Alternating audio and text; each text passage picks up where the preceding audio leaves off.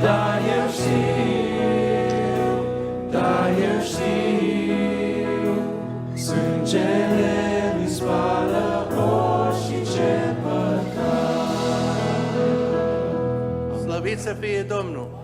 Pacea Domnului Iisus și binecuvântat să fie Dumnezeul Abraham, Isaac și Israel și toți să spunem amin.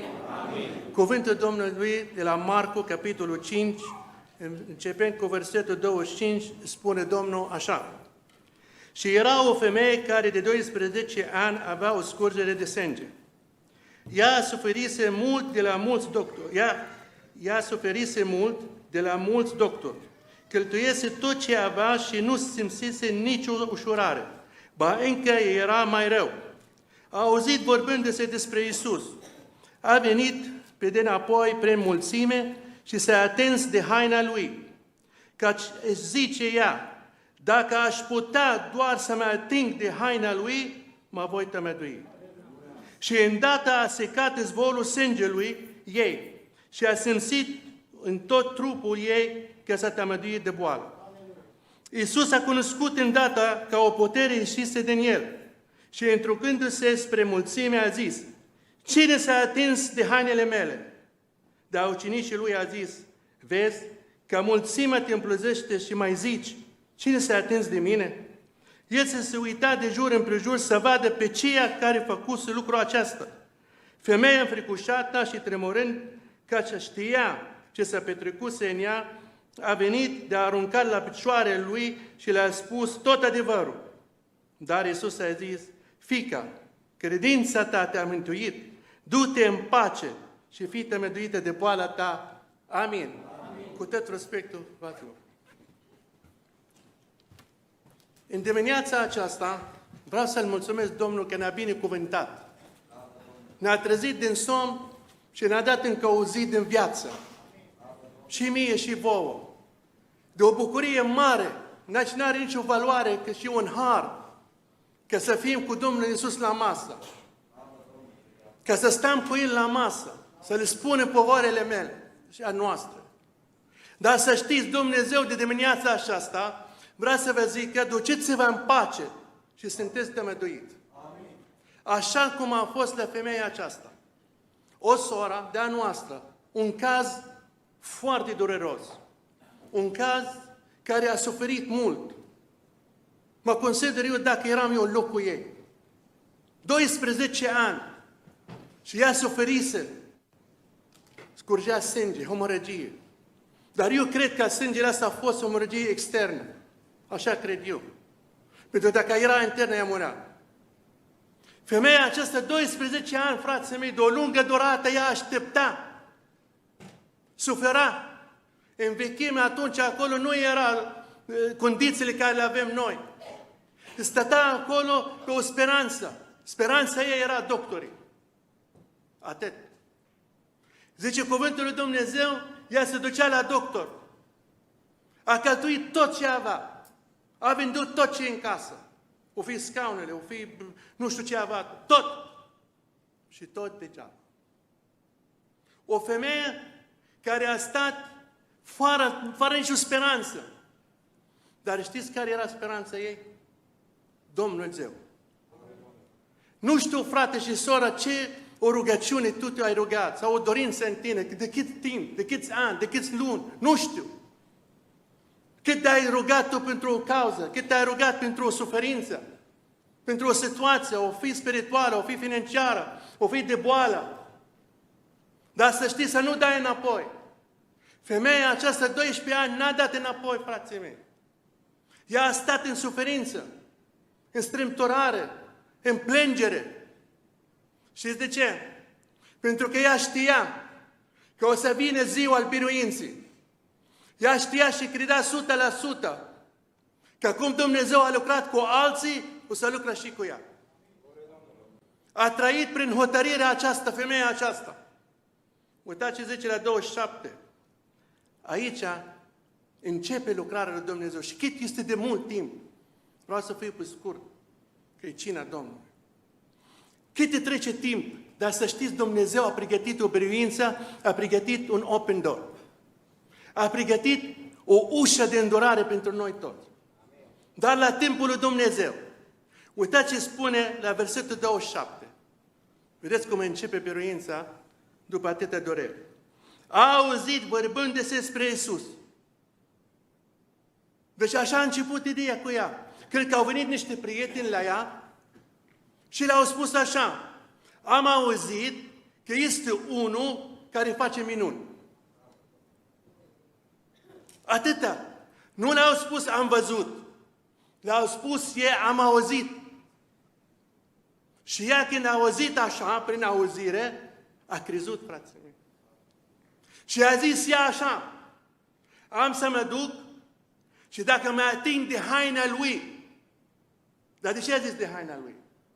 Pentru că a zis așa, căci ea zice ea, dacă aș putea doar să mă ating, pentru că era hotărâtă, credințată, dacă ea se atinge de haina lui, n-a spus poate fi tămăduită, nu. Uitați ce zice cuvântul, mă voi tămădui. Dacă mă ating de el, înseamnă sunt tămăduită. Sunt vindicată. Hotărâtă femeia aceasta. Numai de a auzit numele lui. Așa este caz în vechime. Mă opresc aici, vreau să vă fac o mărturie mică. Te rog frumos, frate, de acolo, pune poza aceea pe ecran. Dacă mă auzi. Acest om, care îl vedeți, se cheamă Mohamed, din Pakistan. Acest om, 45 de ani, n-a auzit de Domnul Iisus. Acest suflet n-a știut ce minuni poate să facă Iisus. Dar Dumnezeu a avut un plan pentru el. Știți care e planul lui? Dumnezeu m-a trimis de Michigan săptămâna trecută până la Laredo, Texas, la granița cu Mexico. Pentru acest suflet. Uitați ce față cum zâmbește. Nu zâmbea înainte așa. Când m-am dus, l-am văzut în truck stop acolo. Domnul îmi zice, asta este sufletul. Și am zis, Doamne, să încep de la el, nu de la mine. Și el îți vorba de Allah și de Mohamed. Dar eu am spus tot timpul în engleză, thanks the Lord, thanks the Lord. Și el îmi zice tot timpul, eu ești creștin. Atâta am vrut să știu, să începe el. Și am luat la mine în spatele la van. Și am stat cu el acolo. Și am început să-l povestesc minunile lui Iisus. Numele lui Iisus și poate să facă. Așa numele Iisus, cum a făcut cu femeia aceasta, așa a făcut cu sufletul aceasta. Asta din prezență, ea din vechime, acela. Pentru că numele lui Iisus și în vechime și acum e puternic. El poate să te mântuiește, să rezolvă problema ta, să-ți ia povara ta, să rupe lanțurile. Acest om, l-am spus, omule, tu crezi pe Mohamed, eu știu Coranul tău. Mohamed nu ți-a făcut, spune o minune atâta. N-a putut. Dar a spus să zic eu multe minuni de Domnul Iisus.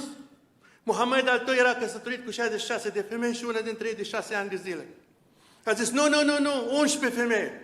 A zis, sunt de acord cu tine, 11 femei. Dar dacă era 11, de ce ți-a dat numai 4? Înseamnă este un om egoist. Ori, la fel ca el, ori nu. Dar Domnul Iisus nici n-a fost căsătorit. Ai auzit tu de așa ceva? De ce nu? Și am început, fața lui a început să premească. A început să vizioneze lucrarea, să începe pe față, o simți dinăuntru. Și repede am trimis mesaj la frate și la frate Alin, intre în rugăciune. Că e o mare nevoie de putere acolo, în deșertul acela. Și am spus, omule, adu un Coran și adu o Biblie. Pentru că mi s-a dat că tu ești un om bolnav cu colesterol. Deci da, așa este. Deci adu un Coran și o Biblie. Și pune mâna dreapta care tu juri pe ea, care omoră evrei pe ea, care face evrei tu cu ea. Pune pe Coranul tău. Și pune până stângă pe Biblie. Și îi spun, și spui tu așa, Doamne, mâna care se încinge de căldură înseamnă acolo cuvântul lui Dumnezeu. Așa mi se dat Tatălui. La un moment dat, pe scurt, frații mei, omul acesta zice, I love Jesus, I love Jesus. În parcare. Să-mi zice, eu iubesc Biblia. Am credințat în Dumnezeu. Mă rugați și pentru sufletul acela. Dar mi se dat, l-am spus și lui, pe drumul care o faci, Dumnezeu să-ți arată puterea Lui. Ca să vezi cine e Iisus. Dar când intri în încercarea aceasta pe drum, nu uita. cheamă Iisus și pune la încercare. Și ai să vezi tu cine e Dumnezeu. Și ne-am despărțit cu pace. Ne-am despărțit cu El, a primit cuvântul. Și a început să-mi trimite mesaje. God bless you, brother Nasser. Brother Steve, God bless you. N-ai să auzi așa ceva? Un suflet musulman în Pakistan. Dumnezeu ne-a trimis 2000 de maile ca să audă cuvântul lui Dumnezeu.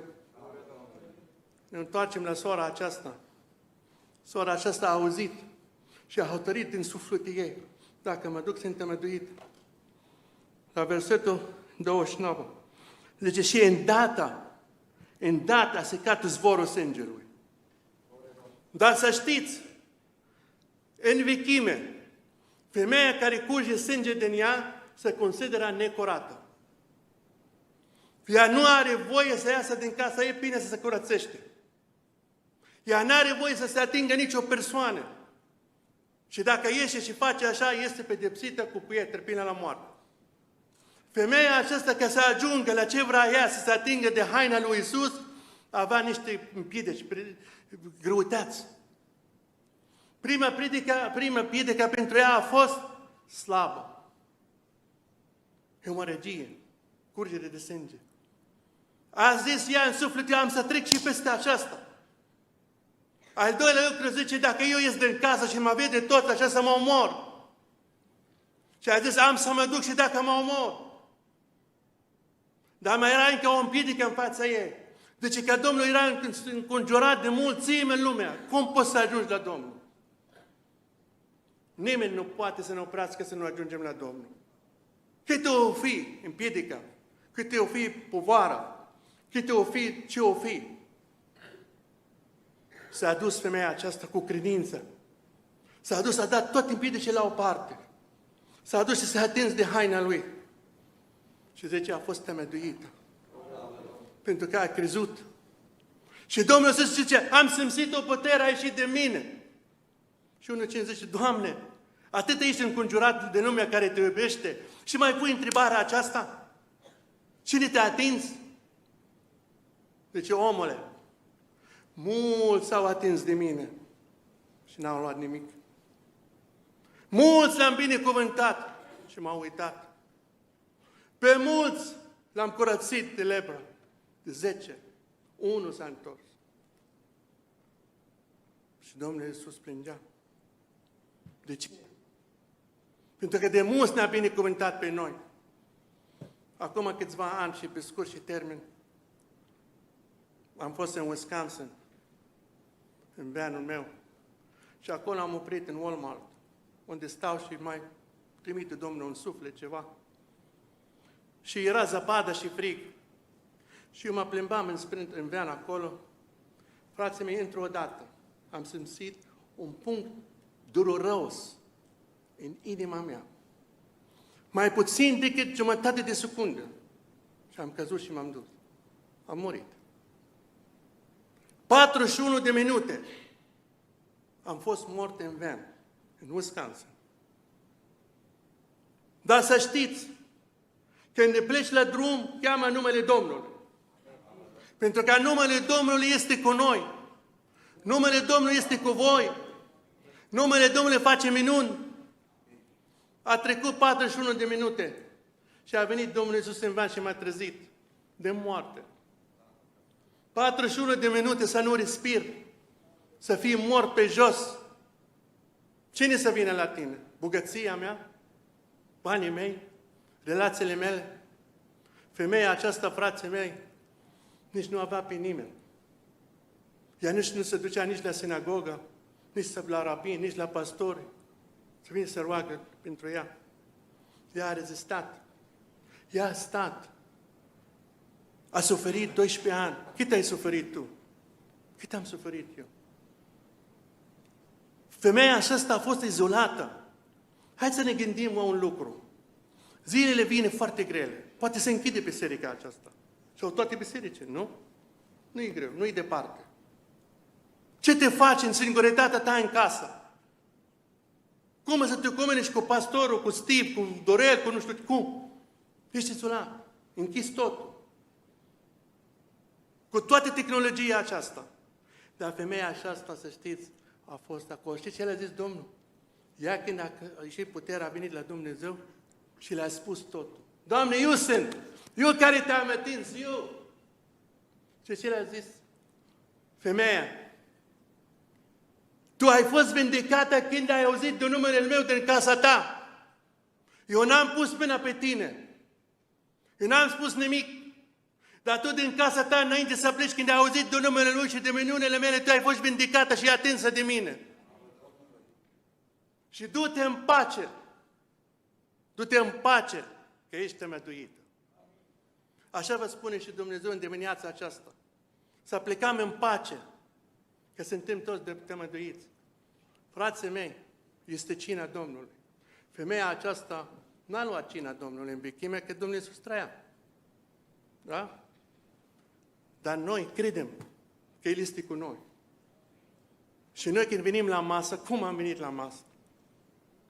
Am spus și lui soția, știu că tu ești obosită, știu că vine Labor Day, știu că trebuie să te dea una altă, trebuie și plecam, dar nu pot să las cina Domnului.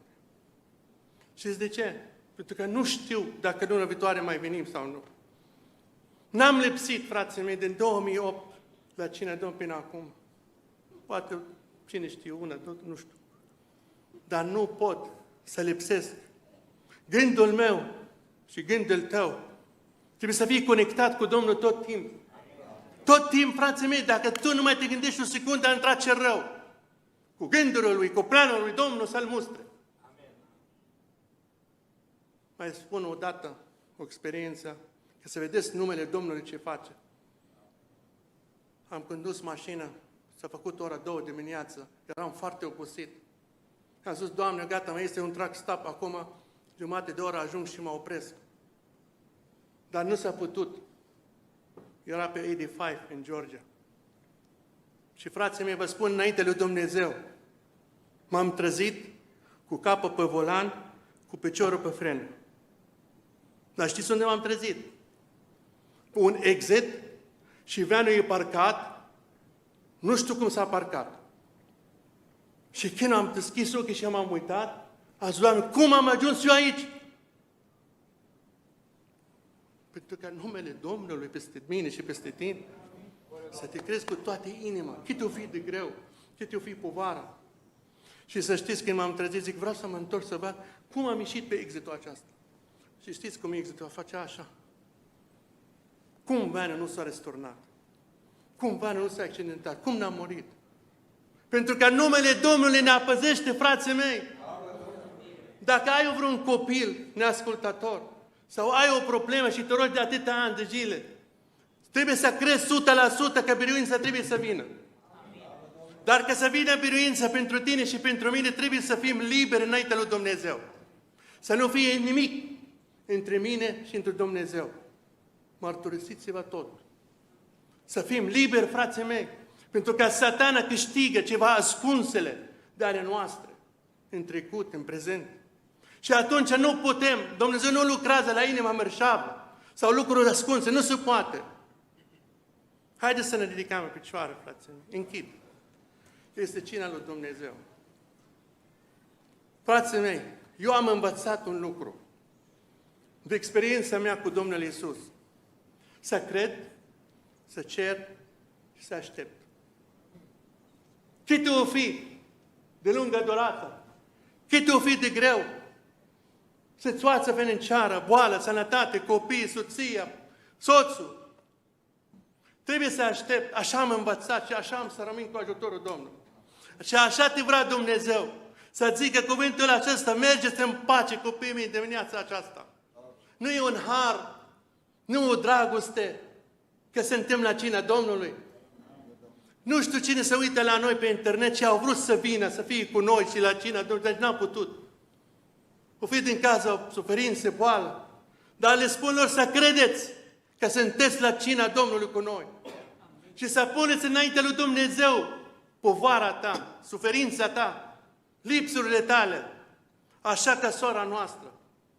Dar trebuie să fim liberi cu Domnul, o promisiune până la moarte, cât o fi de greu. Așa am învățat, așa te-a învățat Domnul. Să-l iubești pe frate așa cum el. Să-l iubești pe sora așa cum ea. Dacă te-ai despărțit de soția ta, du-te și împacă-te cu ea. Dacă ai ajuns la o vârstă de 60, 70, 80 de ani și ești văduv, stai lângă Dumnezeu. Și invers. Pentru că apropierea de Dumnezeu este mare importanță, frații mei. Cum poți la o vârstă înaintată vreți altceva? Că ești gata pe plecare. Înseamnă trebuie să ne apropiem de Dumnezeu cu cât putem. Nu e nimic cu tine numai de lucrarea ta și fapta ta. Haideți să ne rugăm înainte lui Dumnezeu. Pune înainte de zi, Doamne, am venit la cină. Am venit la masa ta. Așa cum s-a cântat. Vreau să mă las povara aici. Ia-le tu și vreau să plec fără ea. Te-am aduit, reberat, vindicat, rezolvat problema. Amin.